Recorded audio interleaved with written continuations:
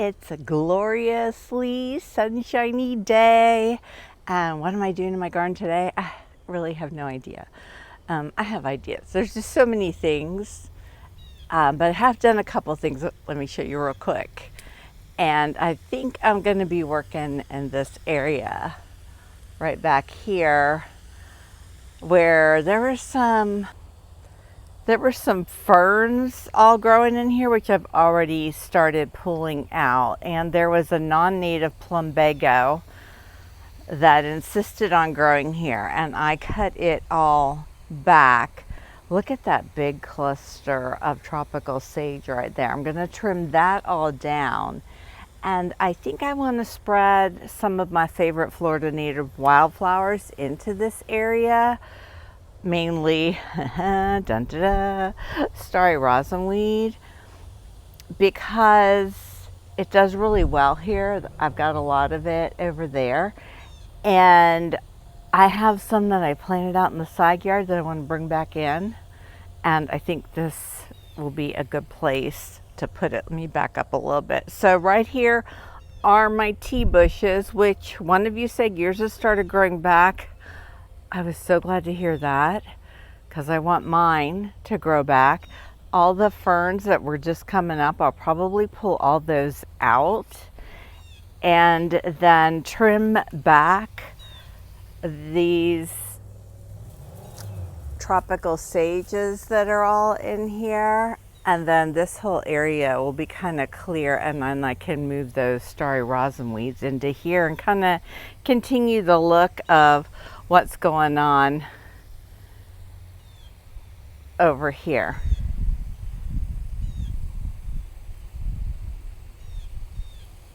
Which this is a combination of Starry Rosinweed and Lyreleaf Sage and Stokes Aster, and I really, really like how it looks. I'm going to dig up that coontie that's in there. Probably both of them. I don't know, I might leave that other one because it's kind of like one on either side of the little walkway right there. So that's where my thoughts are right now for what I'm going to work on today, but it can always change. So yesterday I continued to do a little workout here, and remember how I showed you the snow square stem? No, the snowberry. I thought, you know what? I want that snowberry there. So I pulled out the snow square stems that were in and around it. So now that can fill in that space. And I cleaned up this fire bush a little bit, but I still need to do a little bit more work on it. All of this bleeding heart vine is all grown in there. It's just picking it apart one at a time. Going down and finding where it's coming out in the ground back there and trimming it off. And then there's my space.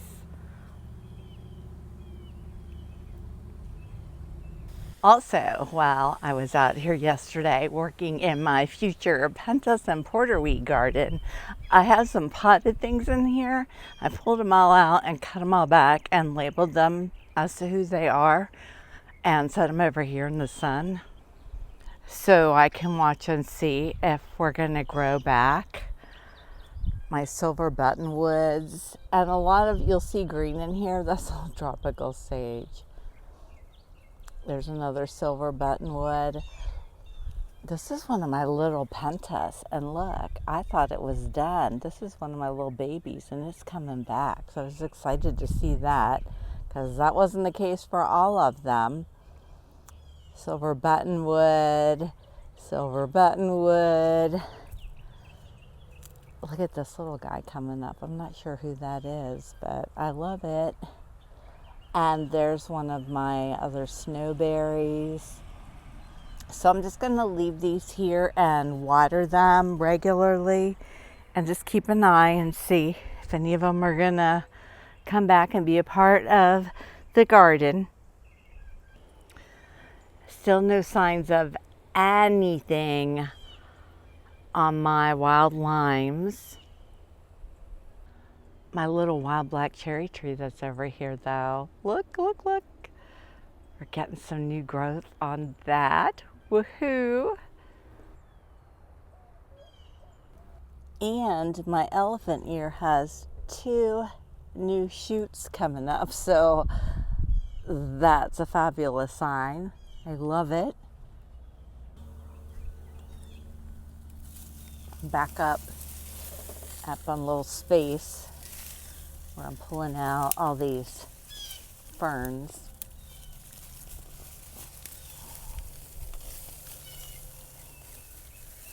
This is not my favorite thing to do of all gardening things, but the sooner I start, the sooner it'll be done.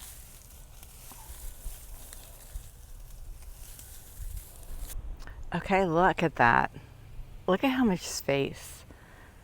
It's like, I don't realize when all those tropical sages grow in and then those ferns were in there, like how much good garden space that is. Not that tropical sage isn't good, but it can come up anywhere. But now that it's all cut back and that plumbago is cut back right there, like I can get a lot of things in here. And one cool thing about the Starry Rosinweed is they claim their space. So once they're in here, like they're not gonna let other things come in and push them out like those ferns. They will stand their ground. So I'm gonna rake this out a little bit because it's a little bit rough and kind of smooth it out. And then I might start digging up some of those little Starry Rosinweeds and bringing them in. They're only basil leaves, but still a little bit of green in here will be better than this, that's for sure. All right, there's one.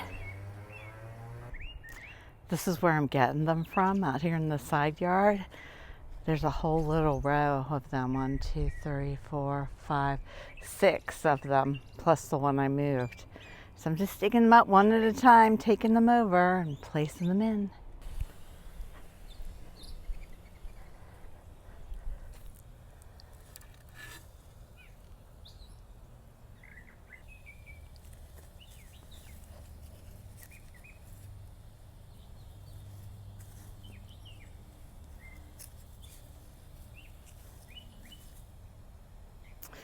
And look, we've got some green. So who all is here? Well, there's 1, 2, 3, 4, 5 of the Starry Rosinweeds. I had 2 more I put down in the other garden bed.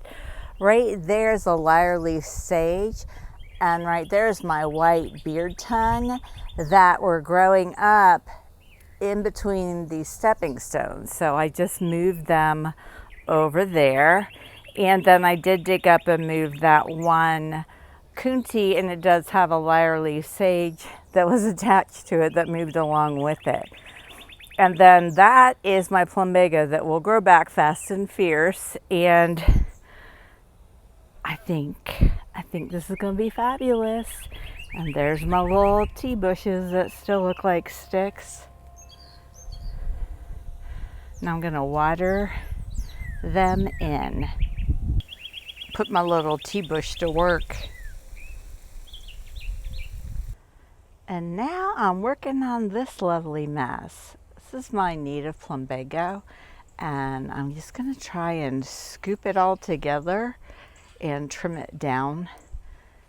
And it really needs that because this is just taking over this whole area. So that's going to be a job, but it needs to be done, and I have the time. Look at what a mess it is. That I was just showing you is right over there in the front garden by my patio. My pile of wood is still there. Oh my gosh, that's so much better. I still have a lot of cleanup to do. I want to really get in and find the base of each plant and trim them down, but I got the majority of the bulk out. Little lizard guy. See how his tail is curled? Like that's a new invasive lizard, the curly tails. And I'm starting to see them more here. Well, he's not curling his tail up. He's watching me. Yeah, see, there it goes. See how it just curled up like that? So now we got another kind of lizard here that's not supposed to be here. So my job now is going to be to maintain this so it doesn't get all overrun like it was. And I actually might put some taller trellises in to really hold its growth, because I do want it here because it's a good host plant. And the Cassius blue, I have a lot of those little butterflies in my garden because of it. I just, want it to stay in its space. And I want this to be a milkweed garden over here. And then the plumbago over here. And right up front here, we have 3 Simpson stoppers that keep getting overgrown by that too. And I just am gonna really, really make an effort to be up here and make sure that they have room to grow and free and get tall and thrive. And I'll definitely be up in this garden bed more now that I'm taking it over from my husband, and there's going to be milkweed here. So I think I'll do it. I think I'll be able to maintain it. Hey everyone, it's Thursday and I'm sharing a little update. I just can't even believe I'm saying this. I want to be like a little 2-year-old and just throw myself on the ground and have a little full-on temper tantrum. Wouldn't that be funny? I have freezing temperatures coming again. I mean, nearly freezing. Monday night and Tuesday night are now predicted to be in the 30s. Every day I look at my 10-day outlook, the number drops lower. It started 37, then it was 36. So today, when I look, the coldest temperature is 34. But seeing as it drops every day, and also knowing where I am in my city tends to be cooler, I'm preparing for a freeze. I can't believe I'm saying it. I ordered some more blankets because I wanted to stock up on them for next year because I thought we were done. And they're coming Monday, so that's perfect timing. I got the 8-foot round ones because those are the ones I like the best. They're the easiest to work with to just kind of shake up and drop. And when I have my odd shaped beds, like this bed right here, I can just overlap, do a circle blanket there and do one over here, and have them overlap each other. And yeah, the blankets didn't work for the hard freeze in the 20s, but they definitely work for the 30s, which is where I'm going to be. So I will be covering all of my green. I'm not going to lose this. And my little Mexican sunflowers over there. And my little potted plant collection, I'll just overlap like 2 of the round blankets and that'll cover those. And of course my little balloon milkweeds. And I keep thinking I'm going to start planting these in the ground, but no, I'm not. I'm going to wait a little bit. Even though they do well when I cover them, it's just that I only have so many of these cloches. And when I put them in the ground, they're going to each get their own cloche. And it's not going to last long because they're going to get tall. I'm not sure what I'm going to do then, but I'm not going to let these be eaten by anything like what happened last year. So right now it's easier to just keep in their little pots where I can put 4 in a cloche. And then it's really easy to throw the covers over them because the covers land on the cloche and don't smash the plants. Couple of other things I want to update you on. I told you I placed a plant order because I want some flowers. I got an email from them that my order was scheduled. And I'm like, oh good, it's scheduled to be shipped. It'll be shipping soon. And then I didn't get any other emails. So then I went back and looked at the scheduled one. It was scheduled for April. So I emailed them and I said, can you reschedule that for now?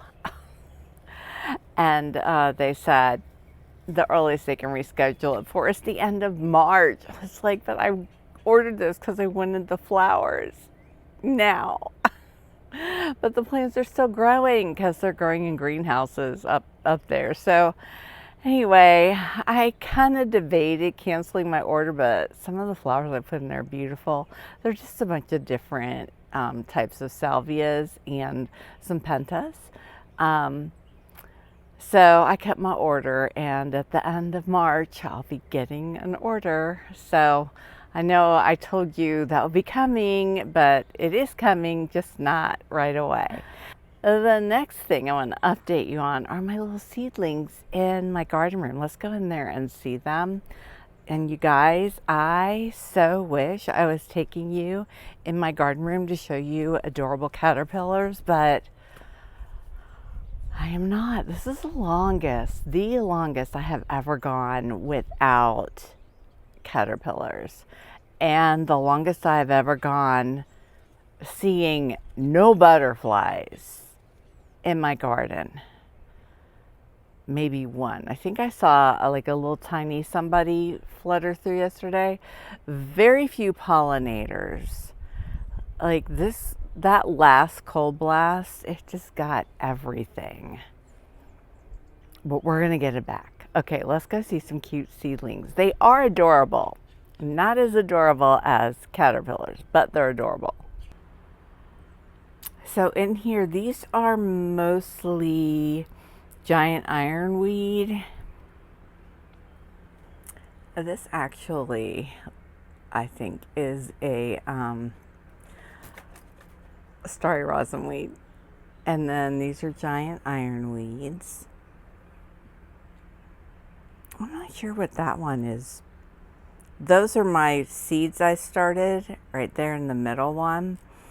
That they haven't germinated yet. But what's behind it, I'm not sure. It looks like it's a lantana, Florida native lantana. Some of these I don't know, like they've been up potted but most of the time I try and keep my little label tags with them. And over here I have a lot of my little pipe vines, but back there is my one button bush survivor. I think I have some more somewhere, but I love that. More pipe vines. These guys up here, these are button bushes. They're little ones, these two. I've got a Mexican sunflower in there, some lantana depressa, variety depressa along the back, more pipe vine. I've got a lot of Starry Rosinweed. I mean, look at all these. They're gonna be everywhere in my garden, attracting those butterflies and pollinators. Here's some more lantana depressa, variety depressa, Starry Rosinweed, always more pipe vine. These are all Starry Rosinweeds. These ones are a little bit bigger. I got a Mexican sunflower. Here's my little zinnias in their pot. I think we're gonna start getting some flowers. Another Mexican sunflower. And then down here under the grow lights, balloon milkweeds. They were looking like they were struggling a bit, and all of a sudden now they're thinking, okay, we know what to do. A lot of my little Mexican sunflower seeds have germinated. They grow fast. Look at that one back there. I don't know what happened with these guys, but these two, they were like, yes. Okay, but the next thing I want to show you, oh my gosh, I'm so excited about. Look at my little butterfly peas. I'm gonna have so many of these growing on trellises in my garden. I'm gonna have long-tailed skippers everywhere. Now look at the back tray. There's a few coming up, but the front tray, they're like, they knew the assignment. And then look at all these. These are those echinacea seeds. I tell you, I do not have good luck with the coneflowers.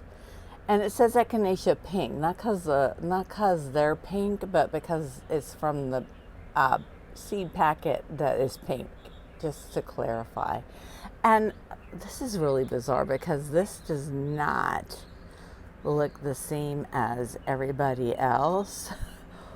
So I don't know who that is, but it's in here, like with all the echinacea. I don't know if it's just decided it's going to grow different than everybody else. That's funny. Well, and there's some pipevine in here too, but look at how cute.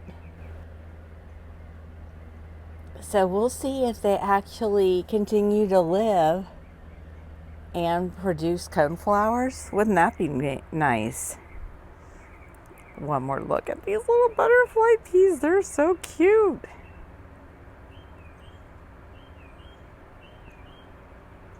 Okay, we can look at the Mexican sunflowers again. Okay, we can look at the balloon milkweeds again. So that's everybody in here right now. I really do want to get more seeds started, but I really want these guys to grow up bigger so I can move them up into 1-gallon pots and get them out into the garden. And I also want the freezes to stop coming so I can. Even though these guys make it in their adult form out in my garden, I'm not gonna subject these babies to that cold. I'll probably throw something over them in here too, just to keep them safe for those couple of cold nights we have coming again. I know I should probably wait longer to do some cutting back, but this is a hibiscus I was gonna take out, and I've given myself permission to trim back things that if a freeze comes again and takes them out all the way, I don't care if they don't come back. So I'm gonna start like cutting back those, because the more of this dead stuff I get out, like the more green I see and experience in my garden. And that's what I need right now. Lots of green. See, that hibiscus is officially chopped. Looking in at this monstera, and it looks like something from another planet, doesn't it? I don't see any signs of life. Well, there's some green on the thicker stems back in there, but wow, like this really took a hit. So that's going to be for another day, because I'm going to really cut back those long, thick stem branches that are coming out.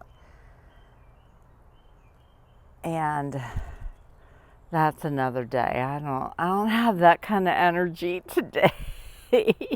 You are not my energy stores today, monstera.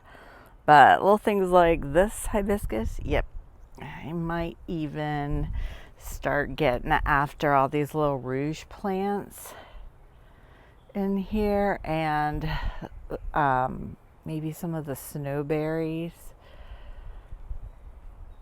I wonder where my wild coffee is. Are you back here, wild coffee? Oh, there you are, right there. Oh, yay, you're coming back. Look. Yay, wild coffee. Oh my goodness.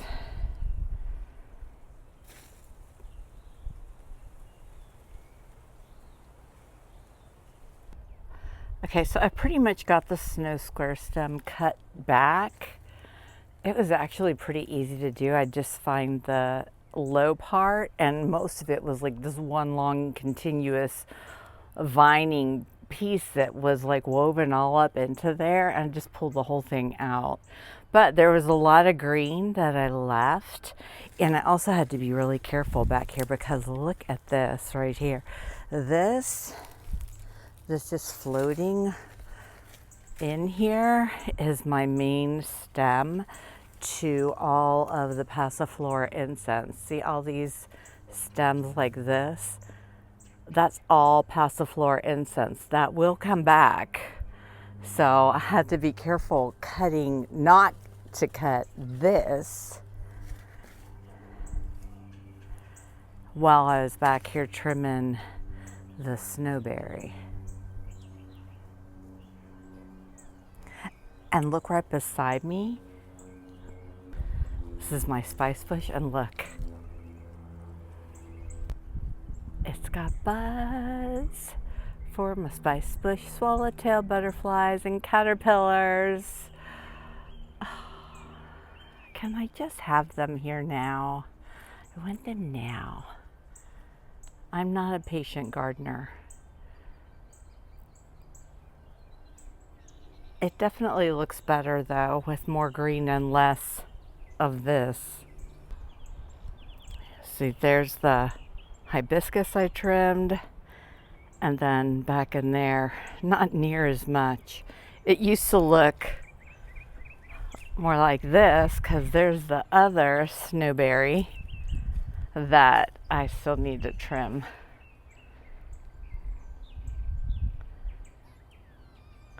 And man, if that wild black cherry tree, look at how much more it has grown out. Oh wow. I'm gonna find eggs on there. Eastern tiger swallowtail eggs.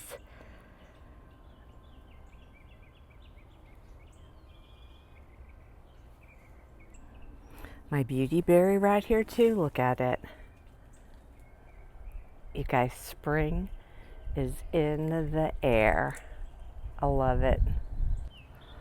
I'm also gonna cut back these two asters while I'm here trimming. Look, they're already sending up new ones to flower. So we can for sure take down these. And these guys made it through all the freezes. So this is good crumbly material. So I'm just gonna toss this back here. Where birds, that was a terrible toss. Where birds can find it as like nesting material. That was my calico aster, and this is my blue wood aster. It actually looks like it needs a drink. Yeah, bring the hose over and do a little watering here.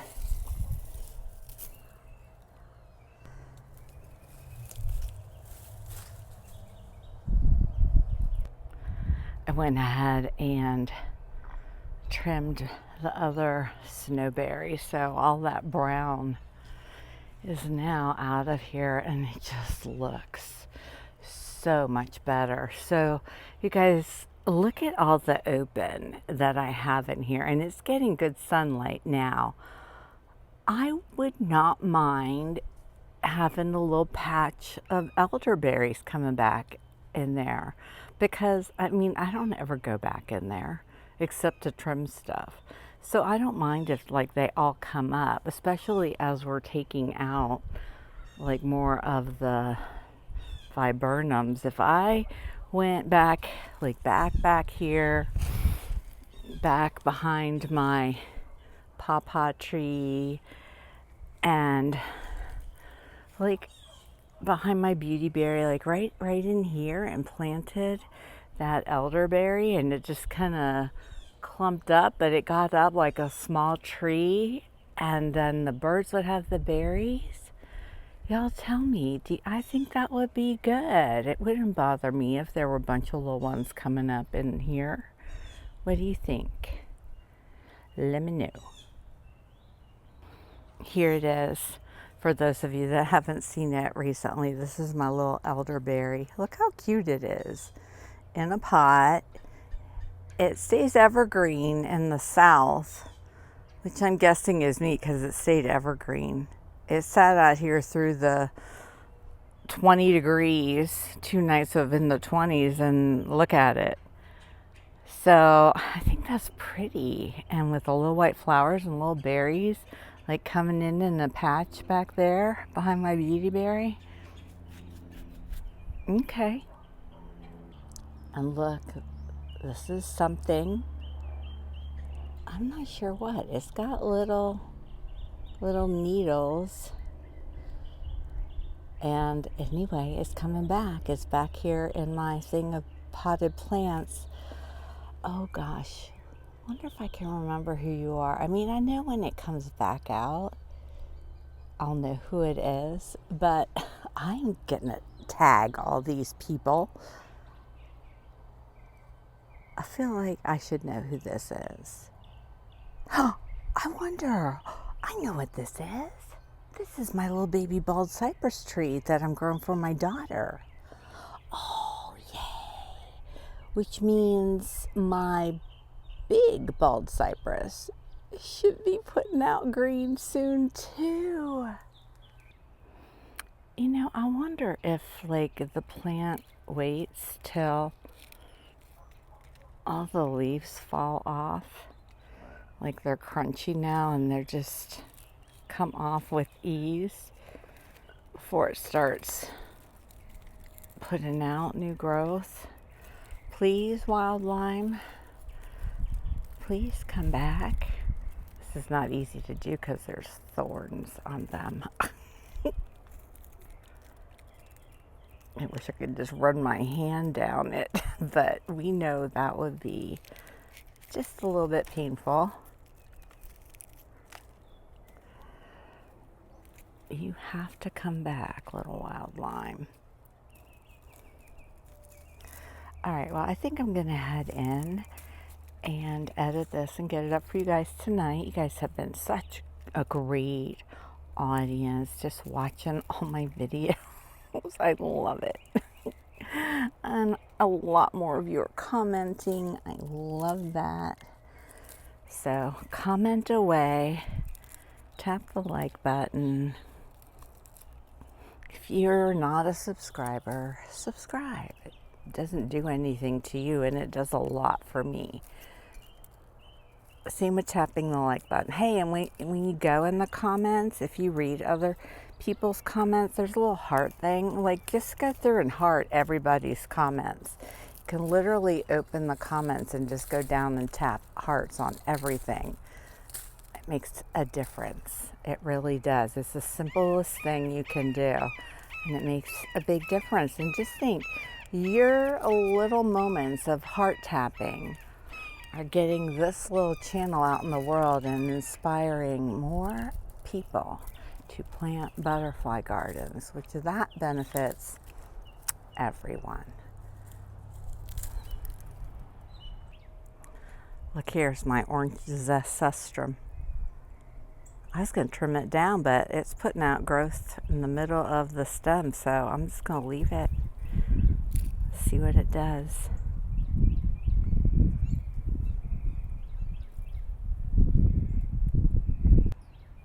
So bye everyone. I'll see you in the next video. Thanks for watching.